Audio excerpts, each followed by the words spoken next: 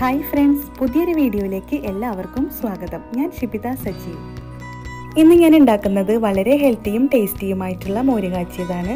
വീഡിയോയിലേക്ക് പോകുന്നതിന് മുന്നേ ഈ ചാനൽ ഇതുവരെ കാണാത്തവരുണ്ടെങ്കിൽ സബ്സ്ക്രൈബ് ചെയ്യാൻ മറക്കരുത്. ഒപ്പം തൊട്ടപ്പുറത്തുള്ള ബെല്ലൈക്കണിൽ ഓൾ എന്നും കൂടി ക്ലിക്ക് ചെയ്തെങ്കിലുള്ളൂ ഞാനിടുന്ന വീഡിയോസൊക്കെ നിങ്ങൾക്ക് നോട്ടിഫിക്കേഷനായിട്ട് കിട്ടുള്ളൂ.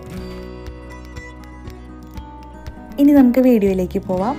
ഇതിലേക്ക് ചേർക്കാനായിട്ട് കുറച്ച് ഇൻഗ്രീഡിയൻസ് ഒന്ന് ചതച്ചെടുക്കാനുണ്ട്. അതിനായിട്ട് ഞാനിവിടെ 1 ടീസ്പൂൺ പച്ചമല്ലിയാണ് എടുത്തിട്ടുള്ളത്. ഇതിൻ്റെ കൂടെ 4 ചീനമുളക് വേണം. ചീനമുളക് നമുക്ക് എരിവിനനുസരിച്ച് എടുത്താൽ മതി. അതിൻ്റെ കൂടെ തന്നെ 1/2 ടീസ്പൂൺ നല്ല ജീരകവും 8-10 വെളുത്തുള്ളിയും 4 ചെറിയുള്ളിയും വേണം. ഇതെല്ലാം ഒന്ന് ചതച്ചെടുക്കാനായിട്ട് ഒരു മിക്സിയുടെ ജാറിലേക്ക് ഇട്ട് കൊടുക്കുകയാണ്.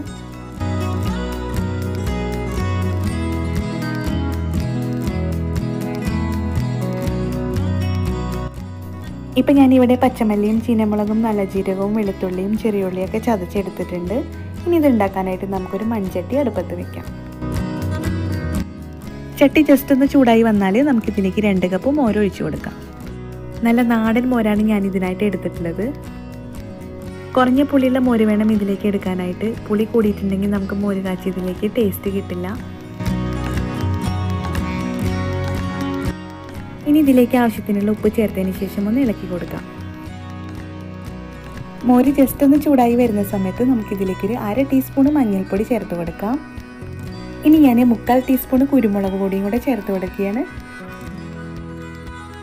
ഇനി നമുക്ക് ചതച്ച് വെച്ച മിക്സും കൂടെ ചേർത്തതിന് ശേഷം ഒന്ന് മിക്സാക്കി എടുക്കാം. ഇപ്പോൾ ഇവിടെ മോര് തിളച്ച് വന്നിട്ടുണ്ട്. ഇതൊരു 5-6 മിനിറ്റെങ്കിലും നമുക്ക് തിളപ്പിച്ചെടുക്കണം. പച്ചമല്ലിയുടെയും വെളുത്തുള്ളിയുടെയും നല്ല ജീരകത്തിൻ്റെയൊക്കെ ആ ഒരു ടേസ്റ്റ് മോരിൽ പിടിച്ചെങ്കിലുള്ള നല്ലൊരു ടേസ്റ്റ് കിട്ടുള്ളൂ. അതുവരെ നമുക്കിതൊന്ന് തിളപ്പിച്ചെടുക്കാം. ആ സമയം കൊണ്ട് മോര് ജസ്റ്റ് ഒന്ന് നമുക്ക് കുറുകി കിട്ടുകയും ചെയ്യും.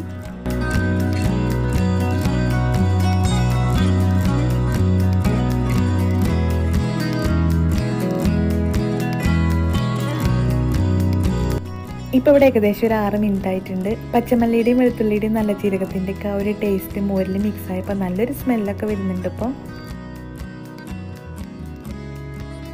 ഇനി ഇത് വറുത്തെടുക്കാനുണ്ട്. അല്ലാതെ തന്നെ ഇത് ഗ്ലാസ്സിലൊഴിച്ച് കുടിക്കാനായിട്ട് നല്ല ടേസ്റ്റാണ്. ഇനി ഇതൊന്ന് വറുത്തെടുക്കാനായിട്ട് നമുക്കൊരു പാൻ അടുപ്പത്ത് വയ്ക്കാം.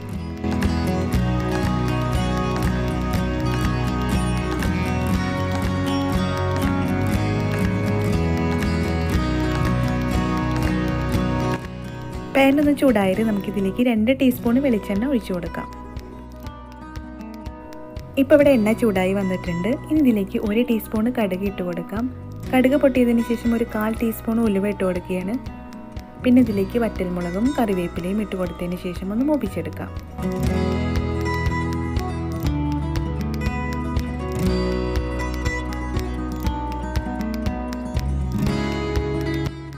ഇനി നമുക്കിത് മോര് കാച്ചിയതിലേക്ക് ഒഴിച്ചു കൊടുക്കാം.